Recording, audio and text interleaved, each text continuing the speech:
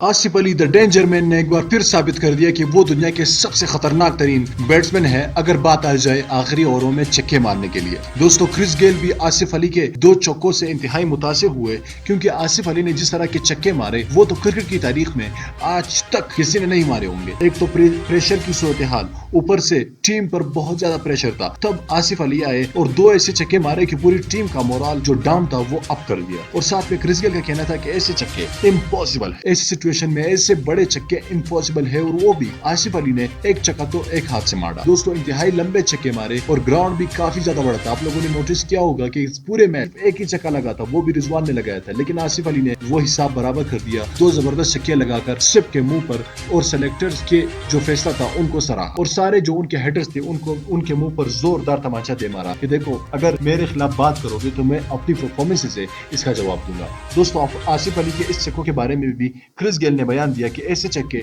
तो मैंने आज तक नहीं देखे। आसिफ अली के लिए मेरे दिल में इज्जत और भी बढ़ गई। दोस्तों आसिफ अली के छक्कों के बारे में आप क्या कहना चाहेंगे? नीचे कमेंट बॉक्स में हमें जरूर बताइए, और वीडियो को लाइक कीजिएगा, चैनल को सब्सक्राइब